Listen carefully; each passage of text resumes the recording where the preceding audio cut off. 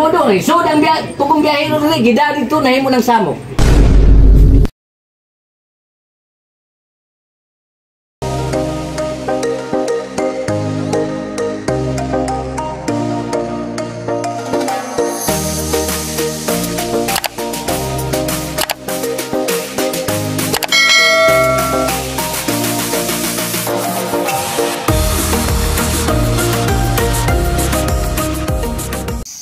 Hello po mga kababayan, good morning sa inyong lahat. So dito na kami ngayon mga kababayan. Papunta kami ng Merolo. So doon po yung Merolo mga kababayan, yung may bukid. Doon sa kabila, doon po yung Merolo.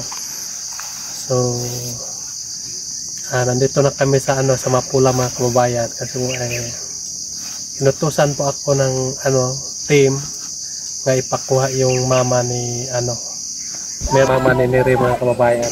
Kasi po mga kababayan ay hindi pa siya napasama ni Sir Paul papunta ng Mindoro kasi po ay meron pang problema. So dapat ayusin muna yung papel bago siya makapunta doon sa Manila mga kababayan. So ngayon ay punta kami doon at kunin namin yung mama niya at papa. So nandito yung mga motor para po ay sundo sa kanila. So para madala namin doon sa IPS, no? Para doon kami mag-uusap mga kababayan. So abangan nyo na lang ang pagdating namin doon mamaya. So para madali kami makaabot doon, so aalis na kami. So, para makabalik agad kami mga kababayan. So, dapat daw mga alas 8 ay nandoon na daw kami sa Paradise Imbak mga kababayan. So, doon na kami magkita ni Sir Eli para po ay maayos ang lahat. So, kailangan nga pag-uusapan natin. So, let's go mga kababayan. Tara na! So, yun mga kababayan ay malapit na kami. Dito kami daraan sa bagong road. Paakyat doon sa taas. So nandoon yung meron doon sa taas mga kababayan. So siyempre kasama natin si Istong mga kababayan. Dahil po ay hindi kasya dito sa motor ko yung dalawang tao.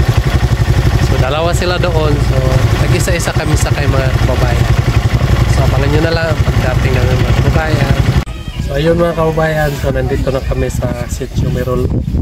So yung kanilang mga lugar dito mga kababayan.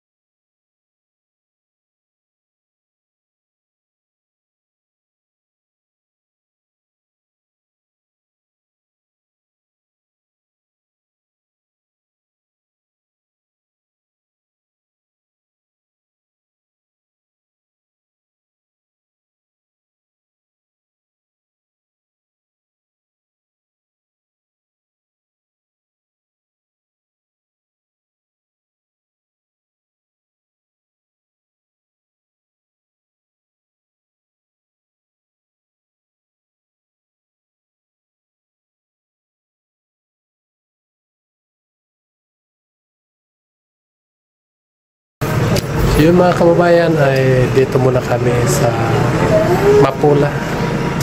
Kasi nagugutom kami mga kababayan. Mag-snack muna kami. May mga kababayan. So sila Istong ay nandyan pa. Kararating lang nila mga kababayan. Snack muna tayo kasi gutom na. Kung kibat tapaan ba di? Sobrang layo po yung lakad mga kababayan. Stop muna kami.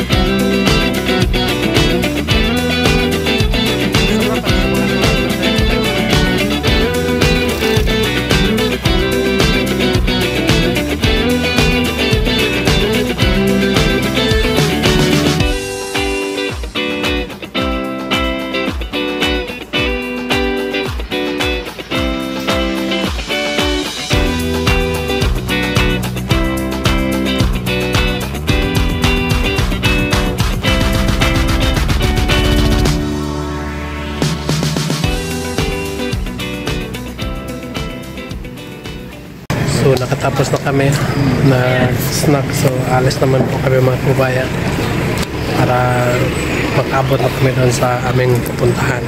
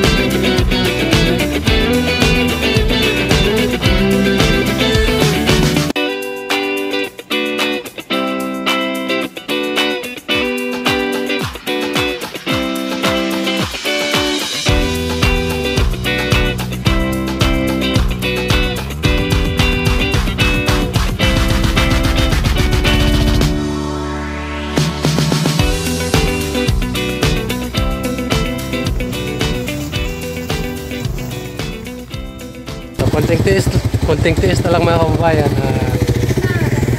makaabot na kami doon sa pupuntahan namin. So sobrang hirap po yung daan mga kababayan dahil dito kami daraan. So let's go guys. Yung mga kababayan, so nandito na kami sa Paradise mga kababayan. So meron pa kami gagawin dito kasi dito ang last namin lakad para matapos ang requirements sa bata na papunta doon sa Manila.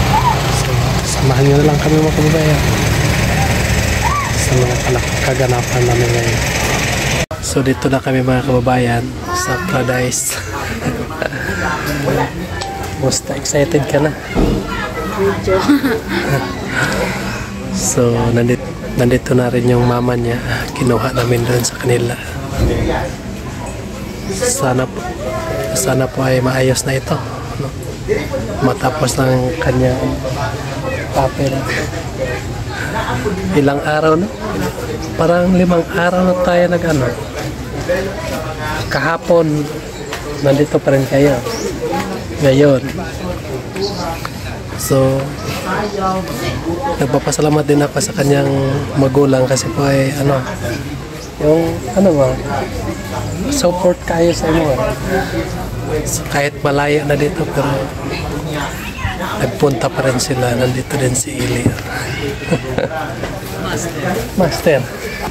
So ngayon ay inaantay pa namin yung dato dito, yung leader dito mga kababayan. So wala pa, so inaantay pa namin.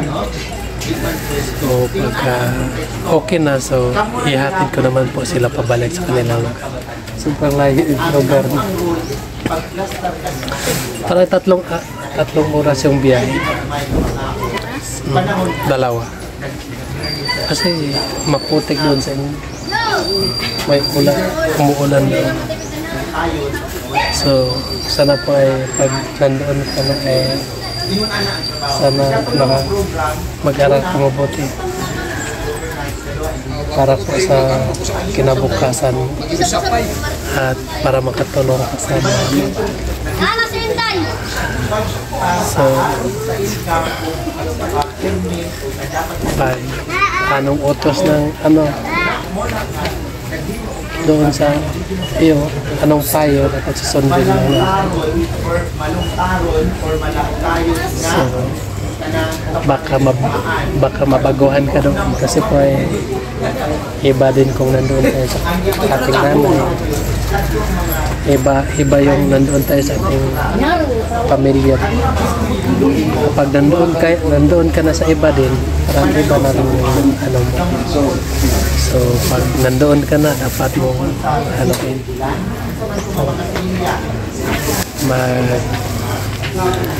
mag-adjust ka na.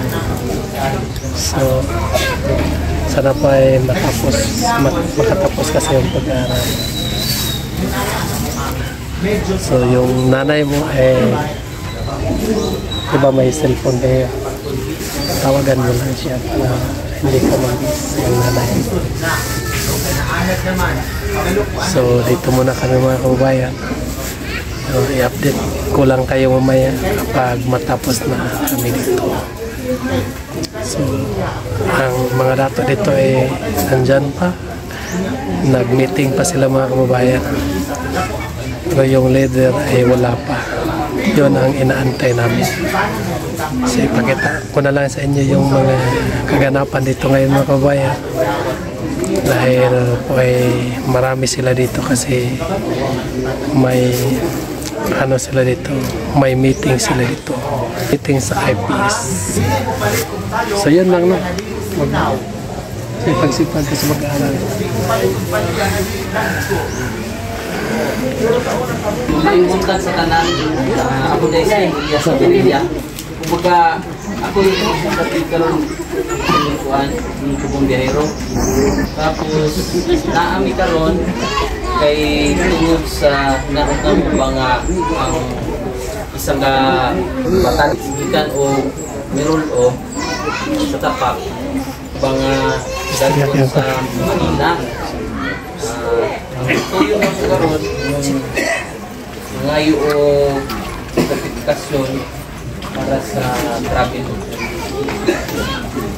Kita madalaan o pero kumplito na noon din na anami ikan sa itimat, sa barangay, sa sityo, sa Ginikanan. Musa na lang ko nga nara po yung kasulatan nga ada sa Ginikanan nga mitubutin sila. O dato na ana. Katong ipakita nimo ganyan sa IP mga gikan. Ana diri. So gusto bisa kong tan-aw siguro. Importante diha nga dunay pagtugot sa mga Ginikanan. Una, ang pagtugot pinaka-importante sa kinasikasan kayo nila nga gitugutan nilang anak mo adto sa Manila. Ikaduha, kung muhatag man ni pagtugot, usara siguro ako muna ipakuan diha. Kana nakita nako nga sa edukasyon klaro man gid sa mua, boys good kag edukasyon dili gid mi ka afford pa eskwela sa Ginikanan. Boys good kag kolehiyo way kakayahan. Wa gyud mi kaya. So salamat gani kay naamoy mga pangunahon nga anak. Pero karon para ko kakuan na ingani untang maproseso dapat na tuon. Ano man? Kay kani moabot ang problema asa man na mobalik diris mga tribal chieftain mga dato mobalik ang problema. Kabalo naman ka kung say kultura o tradisyon sa lumad. Ngana nga ako lang siguro diha na. Isiguro na to ang ilang ang seguridad sa bata dito sa inyong mga kamot. Ang panahon sa kaugalian mga adlaw mabuya so dili na mo mabasol. Dito man din mabodo. So, Tubong Biyahero rin, gida dito, nahimo ng samok.